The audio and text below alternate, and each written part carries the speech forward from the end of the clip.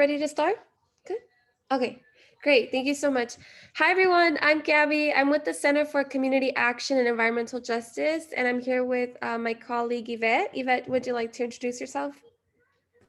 Yes, thank you, Gabby. Hello, everyone. My name is Yvette Torres, pronouns she, they, and I'm also with the Center for Community Action and Environmental Justice as a policy coordinator.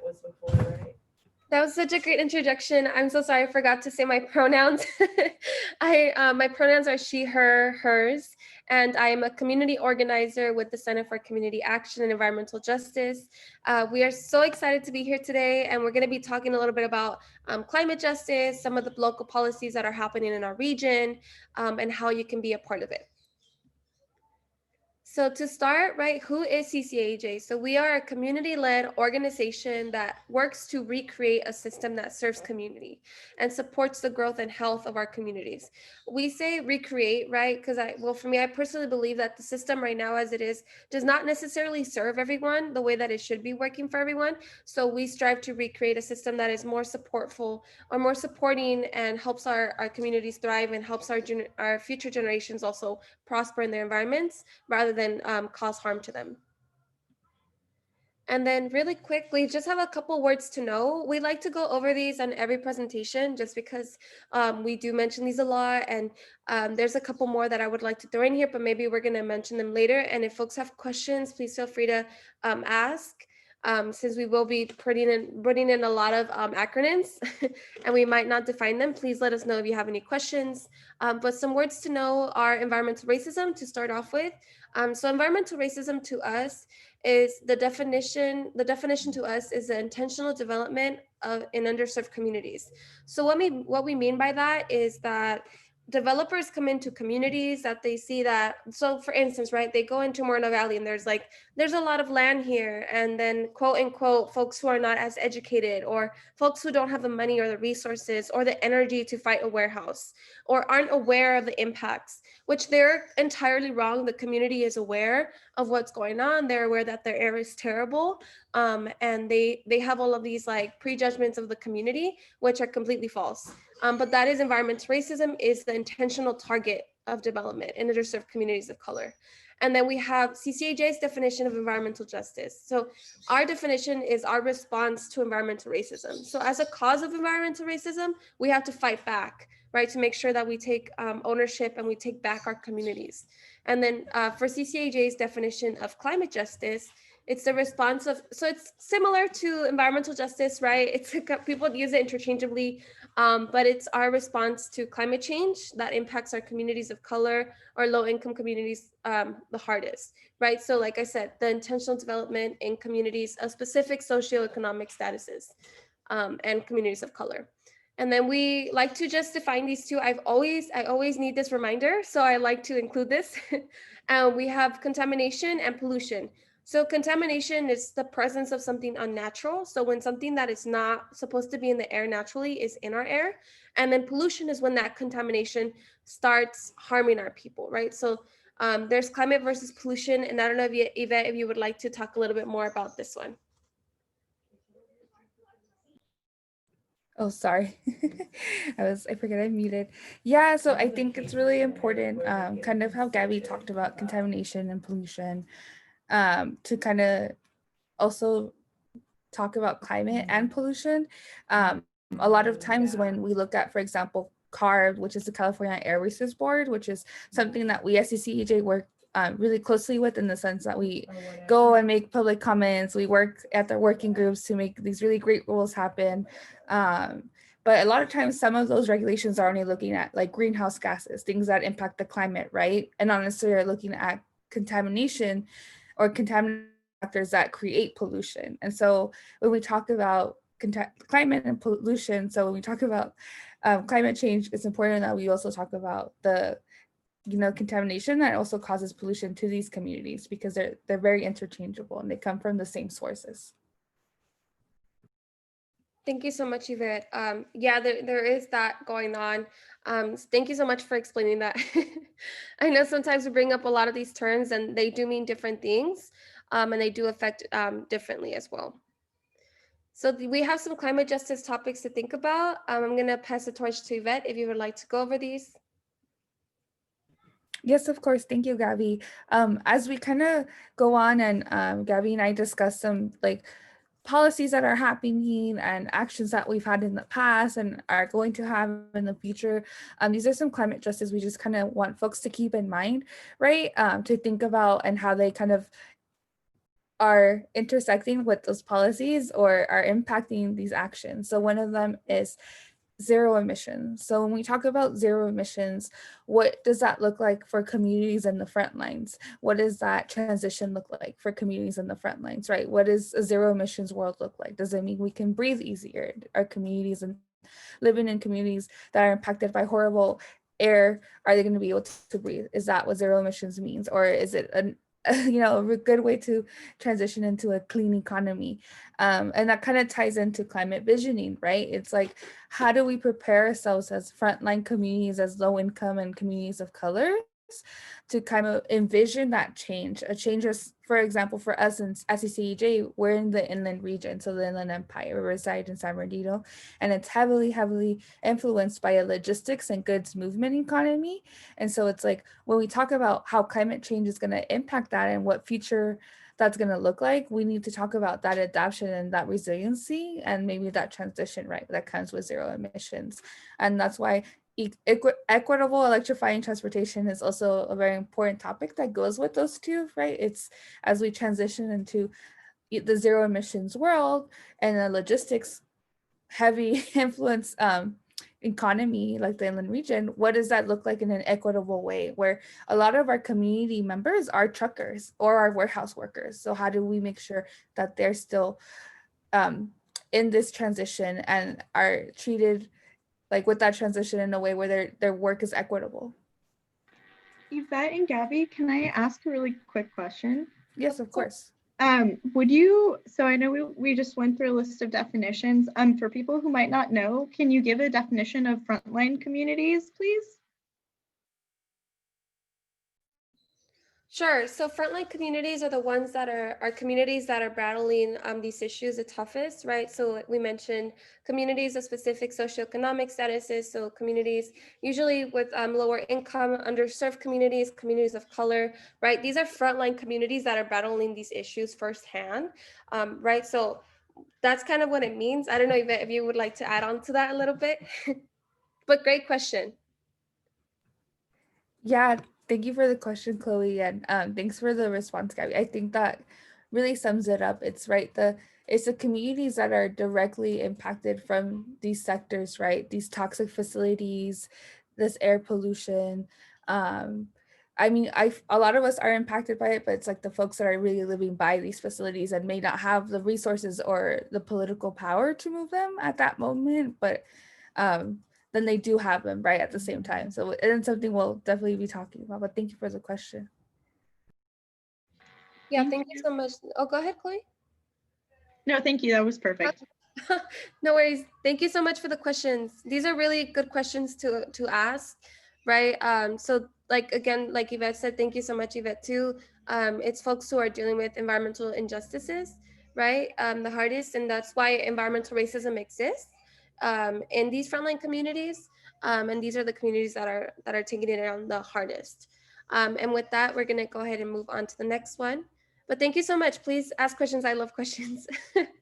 um, so we wanted to include a couple accomplishments, and this is also like a thank you, right, to our community for really making this happen, right? Like I mentioned, we are a community-led organization, so truly without community, without our families, without our friends, this on any of this would like not be possible. But basically from 2019 till now, and there was more accomplishments before that, but this is when I started coming on in, so I put the ones that I was kind of part of and that I can speak on. So we got the ACT pass, which is just an acronym for the Advanced Clean Truck Rule. And basically what happened through this process is community wrote letters, community made phone calls, community did public comment around this amazing rule that just passed. It passed this year in June 25th. on June 25th, excuse me, at the California Air Resources Board. And basically what this rule is going to do is that it's going to make folks who are producing these trucks to have to meet a specific sales target for electrified vehicles, which is massive, right? We have a lot of trucks here, which we're going to be talking about a little bit later in this presentation, but we have many, we have thousands and thousands of trucks driving through our neighborhoods, on our freeways every single day, 24 hours a day. So it is critical that we have zero emissions coming through our communities, given that emissions are so dangerous and toxic to our families. So this is a huge rule that passed, but once again, this is a big thank you to everyone who wrote letters to CARB, talking about, right, why this issue matters and giving humanity to this rule, right? Because a lot of times when folks are looking at statistics or whatever, they'll be like, oh, it's going to affect a percentage of these people. But if that percentage shows up, if those people show up, it brings that humanity back. And that is the most powerful thing that can exist, in my perspective. And then we have the alternative truck route, which was passed in Miraloma Village. So just a quick insight, and I want to be mindful of the time, on Miraloma Village. It is a community that is heavily impacted. It is a frontline community. It is located in Hoopa Valley near the 60 and on Eriwanda. And this community is surrounded by warehousing, right? So we needed to do something, given that they are so resilient and so strong and so powerful, and they have fought every single warehouse that has been proposed to come into this community. Unfortunately, these warehouses and these people they have so much money. It's unfortunate, right? And they were able to come into the community. So now it literally looks like a huge cell block. It's a community that you wouldn't know was there unless you know the street to get into the community. It's like a community of 101 homes, and the air there is terrible. It is really bad. You could feel it when you drive into the community, which is kind of crazy. Given that there's so many warehousing, these warehouses attract so many trucks, right? Which is why we bring in a lot of work around warehousing and strict regulations and zoning and all of that, because we want to make sure that it reduces the trucks that are coming in through their neighborhoods. Because these community members are breathing in these emissions. So we passed an alternative truck route, and I say we as a community, because folks showed up to this public hearing, and we're talking about all of the impacts that they have been going through, about the high asthma rates, the high cancer rates that are within that community because of these issues, right? So it was passed, and what this means basically is that trucks that have no business with warehousing in that area cannot drive through that street, which reduces the amount of trucks. And then also, I believe that way over a certain amount cannot go through that street. And they basically are just rerouted.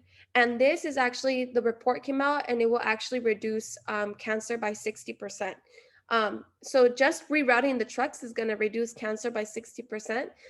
And this is why the work is not over. Unfortunately, right, this community is still past the cancer risk threshold, even with that reduction of 60%.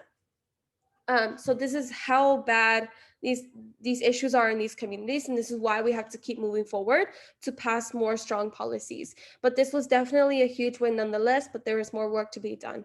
And then this one is it's kind of funny, but it is called X on Nikki, and we would say like X out Nikki, and we had like a huge campaign around this, and it was fun for me, right? And for community as well. But basically, governor had appointed an industry folk. So just a little bit of background, Exxon Nikki, or AKA Nikki Nushkam. She used to work with ExxonMobil, a polluting company, and the governor appointed her to sit on an air quality management board, which is it's contradicting. It doesn't make sense. And we definitely did not feel comfortable with someone from industry, with an industry background, sitting on a governing board that makes decisions over our air quality. So we basically started calling and putting pressure and kind of questioning, right? Like, why did this happen? Why did this appointment come in? Once again, folks wrote letters, folks showed up to these hearings, folks made phone calls. I think for a week or 2 weeks straight, we were just calling in every single day. And this is community, right? They're taking time out of their days to call in and be like, we don't want her in here. We need somebody who's going to be an environmental justice champion, right? Somebody who cares about us, who understands community concerns. And fortunately, we did X out Nikki. She is not on the governing board, and I think someone who is an environmental justice champion took her place. And please correct me if I'm wrong, Yvette, but that is a huge win, because now this person is going to make wiser decisions on our health, right? Given that they don't have that industry background and that they've done stuff that is environmental friendly. And I just put yay on the bottom because we were really happy. But I'm gonna go ahead and go into the next one. So these are just some pictures. This is We Stand with Miraloma. This is actually taken, I think, inside of the city council in Hoopa Valley. And we were showing up with some signs. They're not that big because there's a rule, I think, against having like huge signs, which I'm kind of sad about. But we showed up with these signs while community did testimony. I think some of us even did some testimony as allies. And then here is the New York Times article, excuse me, that came out about the zero emissions trucks. And the coolest thing about this too is that now it has domino effect into, I think, 11 or 13 states. So they are adopting, or they're kind of like recreating their own version of this rule, which is something that is amazing to see, because that's going to start taking effect throughout the whole nation, and hopefully it spreads wider than that. And then over here we have Stop Diesel Death. And we have a quote from our community member that talks about the real issues that they face in these communities, right? So Lorena, she lives in San Bernardino, and she's talking about why, like, the conversations that she has with her doctor, and that, you know, folks advise her to leave, but it's not that easy to pick up your stuff and move, right? Especially right now, folks do not have the money to just pick up and move. That's something that takes years and years and years of processes. But yeah, these are some amazing community members that helped us win these fights. And then I'm gonna really quick touch on the truck counts. So part of the ACT, part of the Advanced Clean Truck Rule, this is something very cool that we did, is we started doing truck counts. So we started to literally, I would call community members and we would go next to a freeway, or in this case, in two of these pictures, they are next to a wide street in San Bernardino, and we would have clickers and count the trucks, right? So it is community-based research for these rules too. So when we show up to these public hearings, and also to inform our community members, right? Like, did you know that we had 900 trucks per hour on the freeway today? And then we could have those conversations, because those are important too.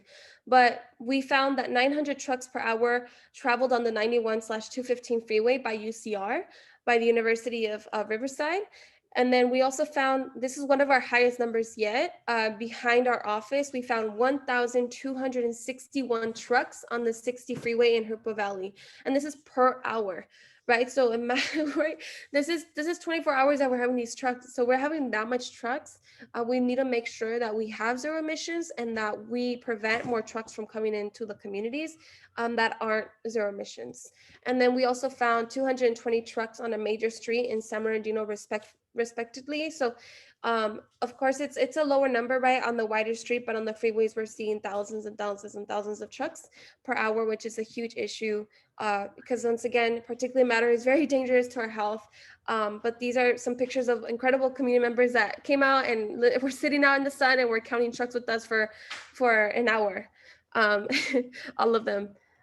And I'm gonna go ahead and, does anyone have any questions before I move forward? Okay, perfect. I'm gonna go ahead and move forward to some good news. So I'm gonna pass the torch over to Yvette. Thank you, Gabby.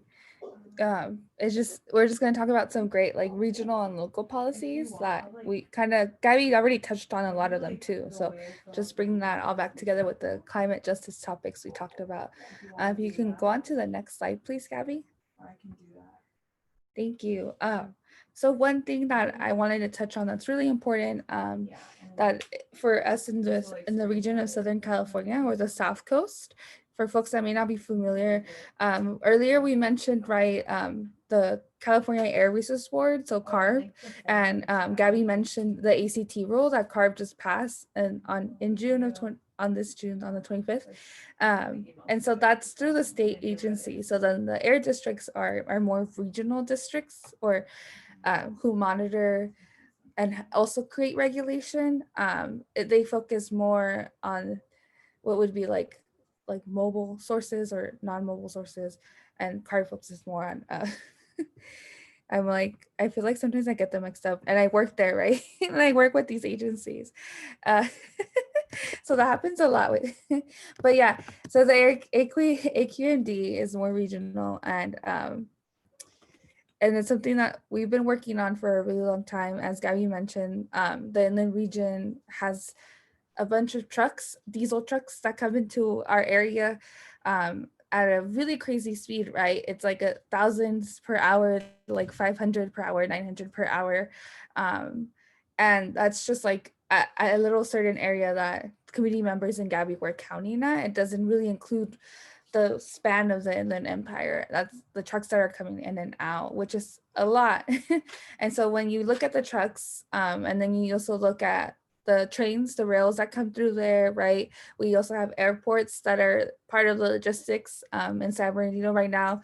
Amazon is proposing an Amazon Air, and that's a big fight happening with community. That's going to create more emissions for a community that's already really impacted with rail yard and warehouses and trucks. The ports, so the Long Beach ports and the LA ports, those same like drayage trucks are coming from the LA and Long Beach ports all the way to the Inland Empire. So a rule like the indirect sources rule that we're advocating for at the South Coast AQMD is really crucial and important because it's something that's going to help keep warehouses and ports and airports and rail yards accountable for the emissions that they may not directly be linked for, but are definitely causing in our communities, right? Right now, the rule that is going up to vote is actually the warehouse rule. It'll be going up to vote sometime in February of 2021. And so it's really important as community members of the South Coast to go to these air district meetings, right? Listen into one. They're usually on the first Friday of the month. So if y'all have information, you can reach out to us. Gabby has gone to these meetings and we can talk a little bit more of how these meetings are on the next slide. If you want to go to the next slide, Gabby. I just wanted to show like a quick visual to show you how bad our air quality is in the South Coast Air Basin. So that includes LA, right, Riverside, San Bernardino, and Orange County. We've never really had a clean air day, mostly in the summer. For us in the inland region, we call it smoggy summer, just because our air quality is just never good. It's always at like the very unhealthy level.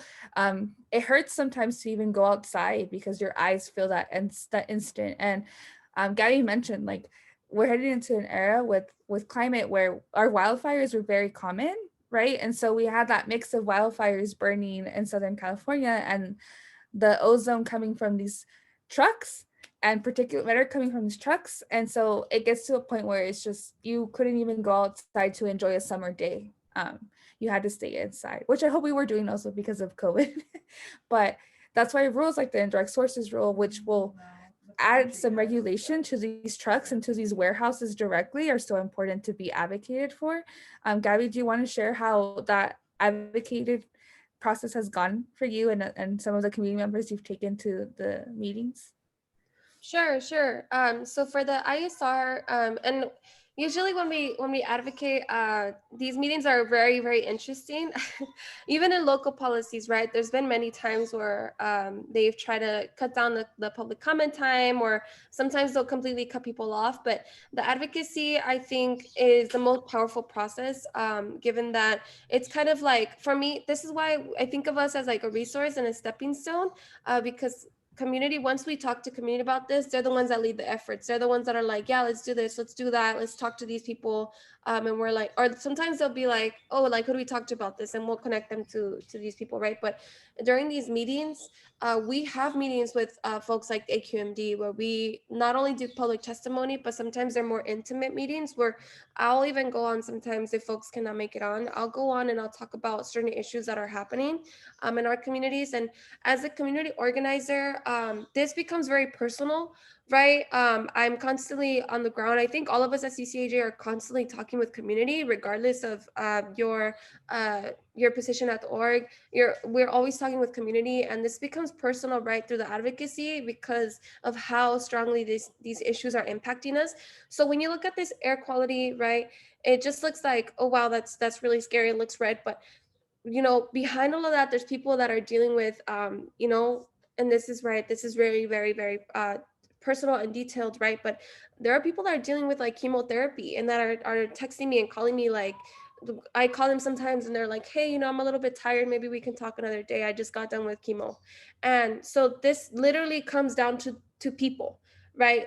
These numbers, these statistics, these colors, all of that means something, right? And people are losing their lives because these policies are not strong enough. So that's really what we have to bring into the advocacy, is bringing in the realisticness of this rule. And a lot of times what sucks is that a lot of these folks don't understand, right? A lot of folks, they don't live in these communities, so they don't know what's going on. And I feel like for us in the inland region, it's too casual to have conversations about asthma and cancer. Like I can literally go to my neighbor and be like, hey, do you know anyone who has asthma? And she'll be like, nope, but my son has the nosebleed every time that he goes outside. And that's not normal, right? Those are things that are too casual for us to talk about in conversation. And sometimes when we bring up those things, I feel like it doesn't resonate with folks who are on these boards. So the advocacy part is definitely interesting, but it truly comes down to those conversations, those realistic conversations on this air quality needs to get fixed because it's been going on for too long and it's impacting us. It's impacting us the hardest. I don't know if that answered your question, Yvette. But yeah, I know I might get a chance to talk a little bit more about climate justice too, but I don't know if that was your question, Yvette. Or No, yeah, just how important it is for us and community, right, us as community, to really advocate for strong rules and strong regulations that will help keep our communities safe, right? Mostly as we see the climate and weather like getting really extreme. Yeah. We need to have these regulations down to protect us. Like these are regulations that should have been proposed and passed like years ago in reality, right? To really prepare us for what's coming ahead. But so I think you did great in sharing how personal it gets and how real this is. It's not numbers for us.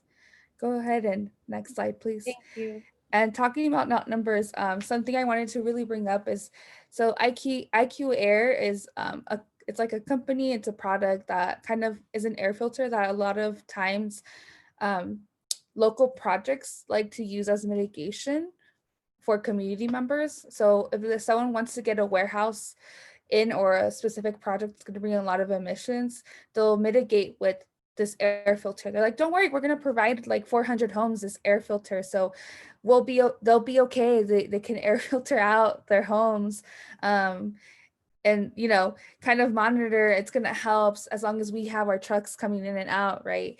And obviously we know that's not enough mitigation. This is not enough mitigation when we're talking about the hundreds of trucks that are coming in and out of a neighborhood, and you're saying your mitigation is to provide an air filter.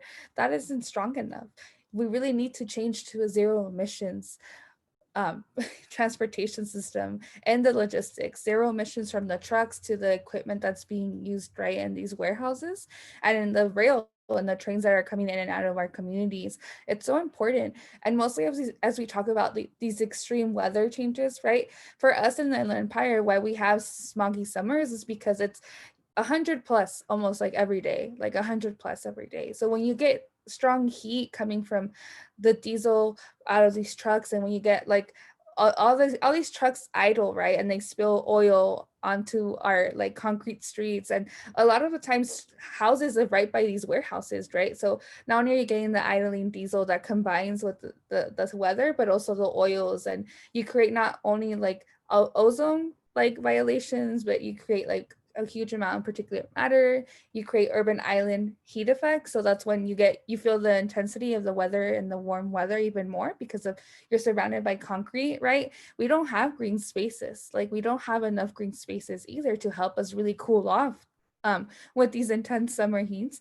And so when we talk about climate justice and environmental justice, it's important to acknowledge that some of the mitigation that's happening that comes through like our local electeds or developers is not enough. Like this air filter is not enough to really accommodate for what's happening and what's going to come. And so I really just wanted to talk about that a little bit, as this is some work that we try to do, but we want to push for more. Right. No, thank you, Yvette. I think you touched on this perfectly to talk about how these are Band-Aids, right? This doesn't solve the problem. It literally just kind of covers it. But eventually, right? Like it's not going to be enough, right? These covers, what happens when people go outside, right? You're not going to be inside all day. Maybe during quarantine we are a little bit more, but that's not usually how it is. And when we talk about reducing emissions, it's because of the dangers of our local climate change, right? Of our wildfires. We're trying to prevent our land. The more emissions that we have in our air, the thicker our atmosphere gets and the hotter we get, right? So we are really trying to prevent these wildfires from breaking out, because imagine a really poor air quality day with the wildfire and somebody who has asthma having to evacuate their house. Like how terrible that process is even, right? So there's a lot of nitty gritties that go into this, right? Into these very dangerous days that we face here in Southern California, because of our excessive emissions. So thank you so much, Yvette, for touching on this. This is super important. I think we need to look further than that, because a lot of times they do just promise band-aids, and that is not enough for our communities, given the severity of this issue. Really quick, I know we're a little bit over time, but I would like to mention really quick, and Chloe, if it's okay with me continuing to That's talk. totally fine. Go ahead. Okay, perfect. Thank you so much. We wanted to talk a little bit about Amazon. So Amazon Day wasn't yesterday, but it was, I believe, this week. Was it even, or was it last week? It was last week. Okay, perfect. That was my bad, my typo. But we wonder how much money they made, given that last year in 2019 they made 7.16 billion.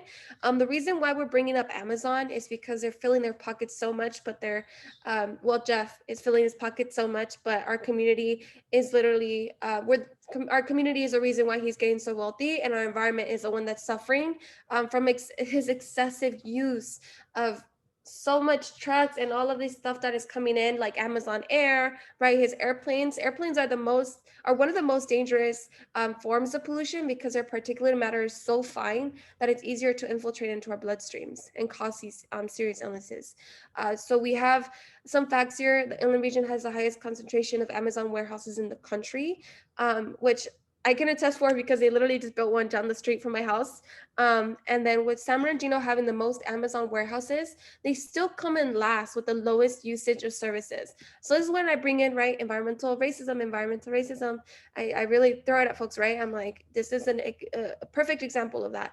And then we have also a big project that is happening in San Bernardino, where it's expanding to welcome a warehouse, and their tenant is Amazon.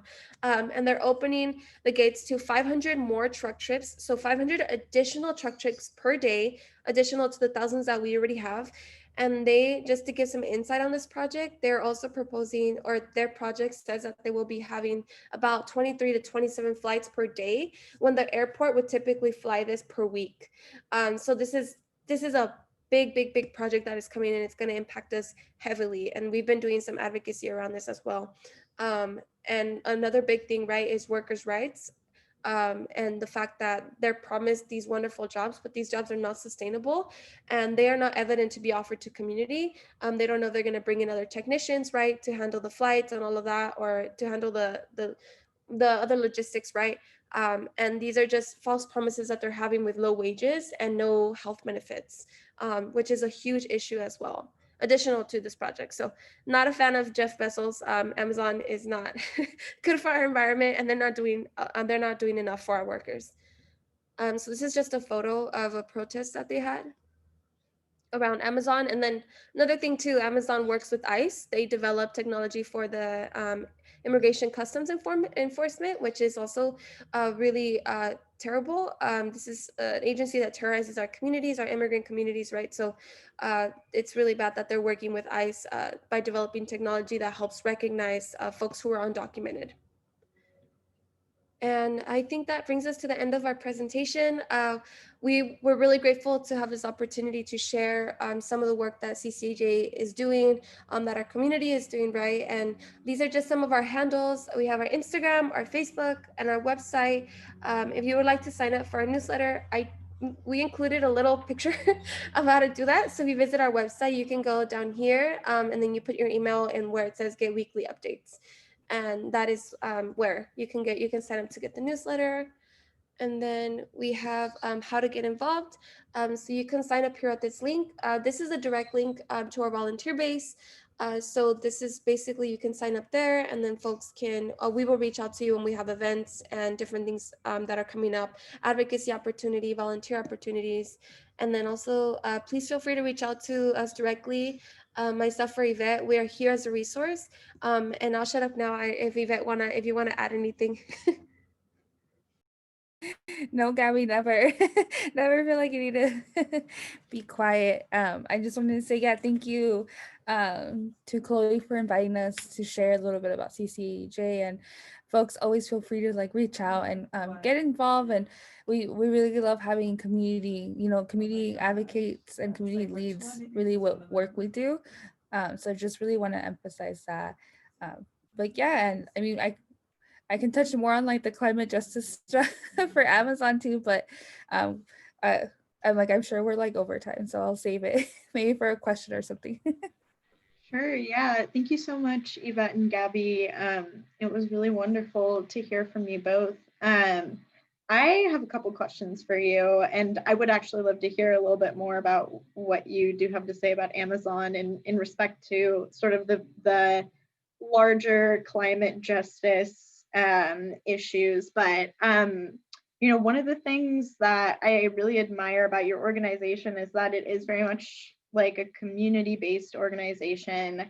And so I think Gabby talked about one of your projects, monitoring the trucks. It was like kind of a community research-based project. I thought that was really cool. Is that something you guys do a lot? And is it like very important to kind of do community-based research for your different projects? Or is that kind of something that happens less frequently, and this was like, just a cool project that you guys got, that you were able to work on?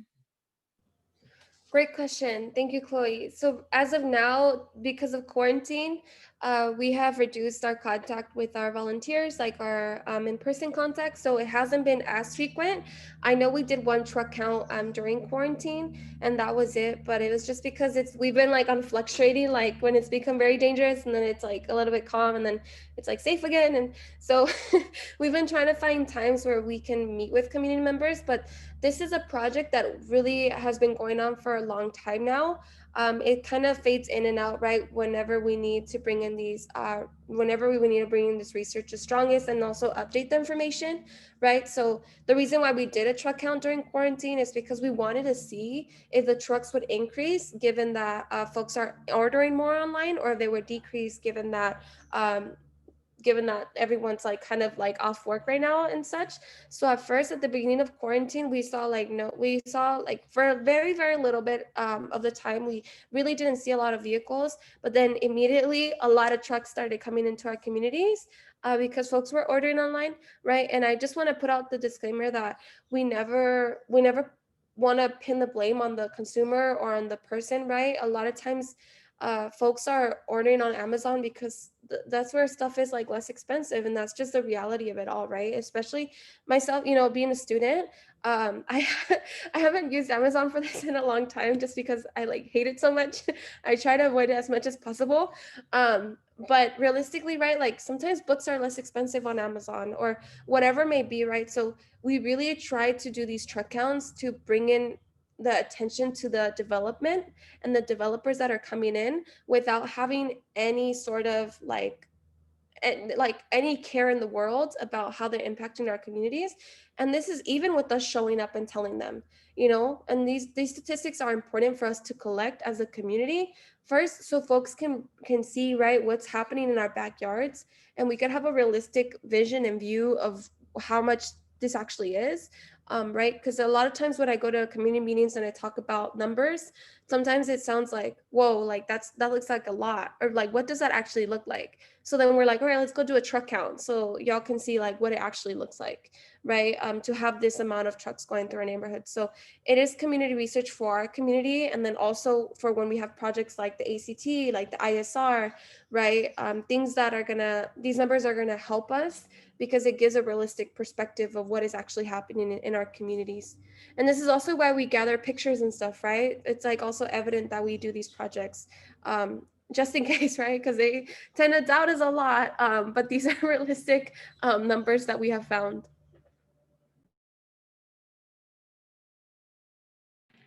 I hope that answers your question. Oh, go Yeah, ahead. yeah, totally. I was just wondering, Yvette, do you have anything to add to that at all? If not, that's totally fine. No, I think Gabby covered it really well on like the importance of these truck counts. And like for me, I'm a policy, I work more on the policy, right? And so, and Gabby's more on the front with like community members. Although like she said, we all interact with community. And so it's great to have those numbers that community is out there, like, you know, being like, this is the reality, our reality. And so when we're trying to shape policy and like advocate like policymakers, it's like, look, we're not lying, like community is out there counting trucks and this is what they're seeing. So it's like extremely helpful to have that. Totally. And then I wanted to ask both of you, kind of what led you to join CCAEG? What inspired you to get involved in this kind of work? Would you like to go first, Yvette?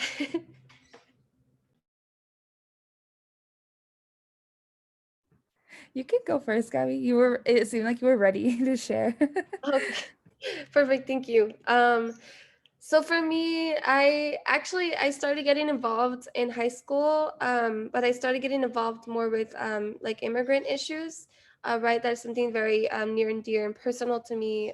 So I started getting involved through that, but then I soon started realizing that everything is interconnected, right? So all of our movements have an interconnection, right? So for instance, who are the people that are suffering the burden most from pollution? It's communities of colors, it's immigrant communities, it's folks with lower income, right? So that's the interconnection. And then also, if you want to look at it on a broader perspective, right? Climate change, uh, folks like it's okay. So climate change is affecting our global south the hardest, and people are migrating up. So it does have that connection as well on a broader spectrum. But back to the question, I tend to go on tangents. I started getting involved in high school, and then uh, I was very passionate about this. I actually started getting involved in like 2011 when I was like a middle schooler. Um, and I started doing like student city beautifications. And I talked about this last night during an art presentation. It was really cool. I used to carry a big white pin on my backpack that said, "I love clean air," when I was in middle school. So this goes back to like community passion and expertise, right? Like at 11 years old, I knew something was wrong with our air quality. I knew that something was different, right? If I were to go somewhere else, it felt different. I didn't know what it was, but I questioned, right? And that was something that started, I guess, spiking my interest and my passion for this. And my mom also had a huge role in all of this, and the fact that we need to make a change for ourselves and then for future generations. So I started getting involved in middle school, and then also in high school, I was always very connected to our earth, right? So I loved volunteering at the garden. That's what I would do, and that's also a way of being involved, right? Being involved through gardening or being involved through planting or growing. Also, just being in touch with your earth. That's another form of environmental justice, right? For people, that's a completely different perspective on it, but it's also valid. And so then we go into my college years after high school. And that's where I started getting involved civically through CCAEJ. So we also have a civics department in CCAEJ, and that is kind of inviting us, or it is basically like we have different programs that support people through their residency processes, their citizenship processes, and stuff like that. So I started volunteering through there. And then eventually, I was very privileged and fortunate enough. And for me, right, thank God that I was able to do this. It was really cool. I was able to then start doing like temporary jobs where I would canvas and phone bank on environmental justice policies that are coming in and proposals around election times. So I was able to do that and canvas and phone bank around that. And it was really exciting for me because I would talk to people about different propositions that, were kind of like covered and were in the shadows. But they were really going to impact us in a negative way environmentally. So I was like, don't vote on this, or vote no on this, or vote yes on that, or so I was able to do that. And then eventually, as I stayed involved and came out to actions and protests, that is how I started working with CCAJ I started when I was 19 back in 2019. And I'm still here, and I love it. So that's kind of like my journey. And I'm very grateful for this opportunity to work with people every single day. But thank you so much for that question. It was a beautiful personal question. Yeah, thank you for that answer. It was a beautiful and personal answer. It's really lovely to see your passion. Thank you so much for sharing. Yeah, Yvette, do you mind sharing? If it's too personal, that's also fine. Whatever you're comfortable with. Thank you, Chloe, for the question, and also kind of like acknowledging like, oh, if it's too personal, don't mind sharing. That's so important. I feel like Gabby and I definitely try to practice that as well too with our community. So I love seeing like other folks also kind of really respect those boundaries. But no, I definitely thank you, Gabby, for sharing your story. Yeah, I think similar to Gabby, right? Growing up in the Inland Empire, it's just like there's things that are just so normalized that you don't realize that it's not normal. Like seeing the warehousing, like seeing the warehouses, for example, and like just a bunch of trucks in our freeways and streets. It's like, to me, I'm like, oh, that's just like how it is. I'm like, I'm pretty sure everyone else's neighborhoods and communities looks like this. Like most of my extended family, they work in warehouses or they work in like trucking. So they're either truckers or they work inside warehousing. And so it's always been really normalized to me. But I like Abby mentioned, it's normal, but it's like not a good normal. So like growing up, like my family members and I dealt with like really bad allergies and asthma. And I understood that that was an issue in our community. I wasn't sure like what that direct correlation was. So growing up, I was like, oh, I want to be like a pediatrician so I can help my community who's really, really impacted by like asthma and lung diseases. That's what I thought I was gonna do. And so that was a little part of like my journey. And I left to school to Santa Cruz. So I started my undergraduate journey in Santa Cruz, and being there was such a huge drastic change to being in the Inland Empire. There's like trees, forests and ocean and air where you can breathe. The allergies might have been a little worse in regards to pollen, but not in regards to like particulate matter. And so it was such a huge drastic change. There was like bike lanes, there was people were out and about like all day, like walking was really accessible, public transportation was accessible. I was like, why is the Inland Empire not this way? Why is it so hard for us to catch a bus? Like my mom doesn't drive, so growing up in the Inland Empire, for us to get to doctor's appointments or like just to get to anything, it would take us at least 3 hours, and that's just like a 15-minute drive across town. But because public transportation is not so frequent and not so accessible, it would take us multiple buses to transfer just to get to the other side of town. And so those were little like experiences that as when I did get older and I was aware and I could put like words to it, I knew I was coming from like an environmental justice community where environmental racism was very, very prominent. And I think that really that passion had always been there. I've always loved science too, and I loved the environment. I loved plants, and my mom always and my dad always let me kind of be that person who was outdoors and encouraged that.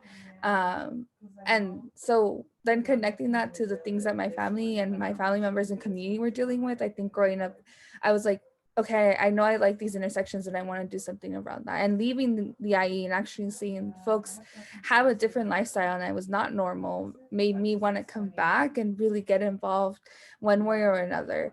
And so like I mentioned, I hadn't really been back in the IE so long as a more adult person or young adult person. And so coming back, I got involved at UCR. I also transferred into UC Riverside. And so I got involved with the Office of Sustainability there. And because of the Office of Sustainability there, I was able to connect with local organizations like CCAEJ, Sierra Club, and get involved with their advocacy as a volunteer, and really stay connected with great groups that were doing great work locally. And that's kind of how I ended up here too. Yeah. And so like Gabby, I also rant, so I'll stay quiet now. No need to stay quiet. Thank you both so much for sharing.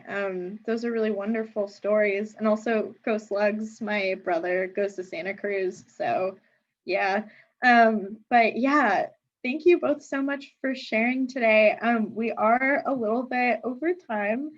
So I think we can probably go ahead and close it out if that sounds good to the both of you. Do you have Can I ask any a question? Can remarks? I ask a question? Oh, yes, please, Reese, ask a question. Well, first I want to say thank you for presenting today. And you know, even though we have a small audience for the live presentation, we do post these online for students to catch later on, or for faculty to provide extra credit opportunities for their students. And you know, we've done that with all of our speaker series. Chloe's been putting captions on them for accessibility, and then posting them online. So it's a very big effort. You know, so thanks again to Chloe also for doing that, but thanks to all the presenters. I wanted to ask from the policy side, if you guys have had any major wins or successes in advocacy with government institutions or educational institutions. I know, you know, Cal States and UCs are you know, more or less on board with a lot of the sustainability and environmental stuff. We've been working on that at LACCD as well, and for the community college system to try to catch up to the larger public education systems. But I also know, like in the Inland Empire, you know, some of the counties are not as friendly to those things, or some of the municipal, like the cities are not as friendly, or not as progressive on environmental and sustainability issues. So can you just briefly talk about some successes or even challenges that you've had on the policy side with government institutions and elected officials?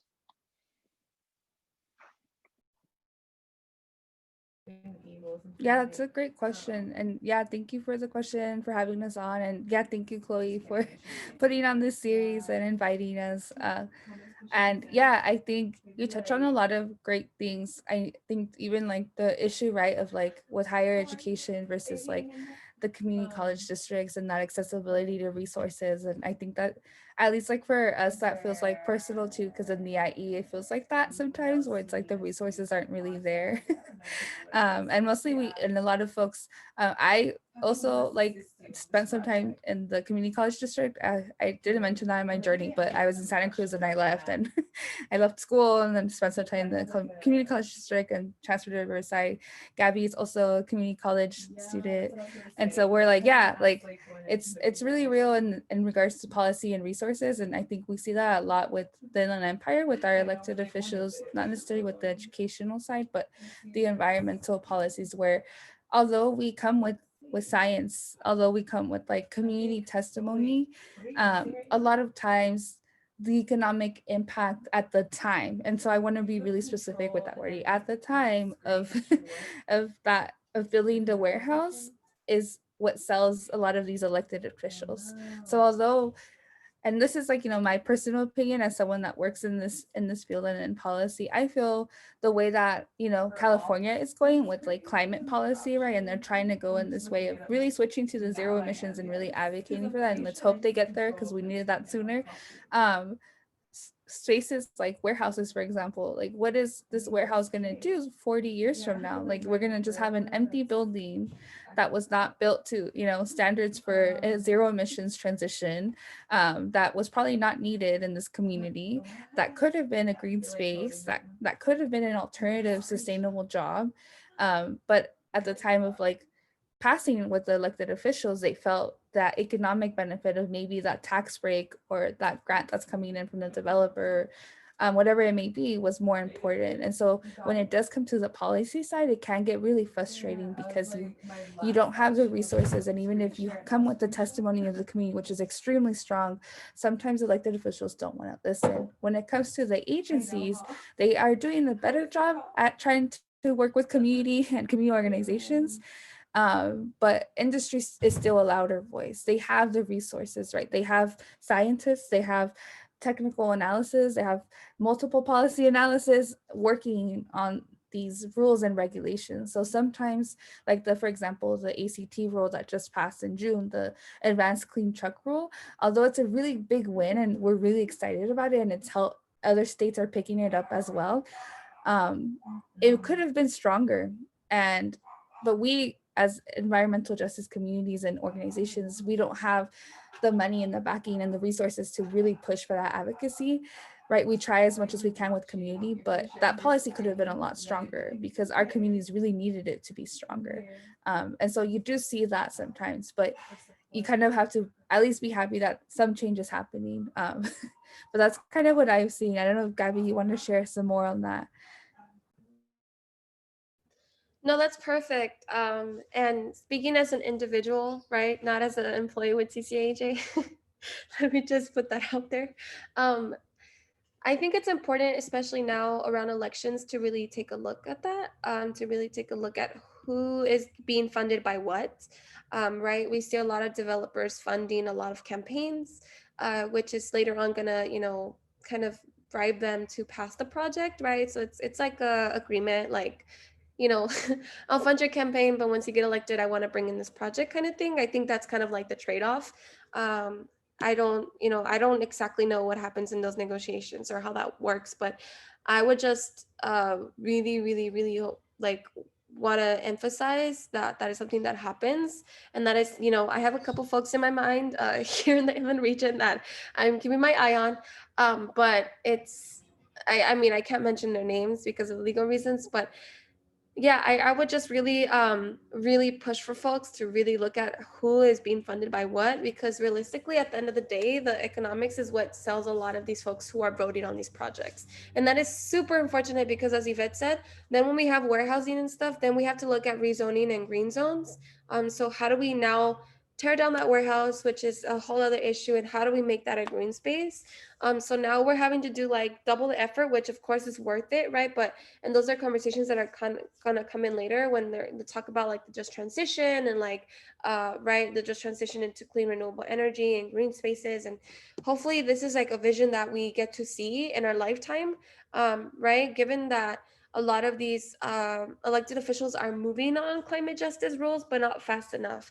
And I mean, as a personal opinion too, I know the governor, he made like an executive order to make every single car that gets driven off the lot zero emissions by, I forgot what year it was, but to me, I'm like, these regulations need to be stronger because the truck does not have nearly, or the car does not have nearly as much environmental impact as a the car does not have nearly as much environmental impact as a truck, right? When a truck idles, it's literally, I think I heard a statistic somewhere and I need to double check this, but I think close to 200 cars idling at the same time. So when one truck is on, it's almost the equivalent of 200 cars on at the same time. So when we talk about electrifying cars, yes, that's important, but also, is it accessible? Is it affordable? Those are things that we need to weigh on too. And then of course, also with trucks, we need to really, really hone in on these trucks because they are a massive source of pollution. And once again, I think that a lot of times they try to pin the blame on community. And that is also something that we deal with, is like, well, people shouldn't buy as much, or, well, what about truck drivers? And I'm like, no, I'm like, you guys need to make rules that are going to support truck drivers and that are going to make consumership, and because e-commerce are coming in and we're becoming more and more and more and more as time progresses, it needs to be something that is sustainable and that is healthy for our environment, because truly both things can be achieved. So to me, those policies and some of the things that we encounter are lazy, and they're very frustrating, because I'm like, how can you even look at the economic impacts of this when we're not even going to have an environment to live off of in like literally, maybe a couple years or so. Like, we're going to have so much madness going on, chaos, because of our climate change, that it's not going to be even like livable truly, right? So how can we even think about economics when we're not going to have a good environment?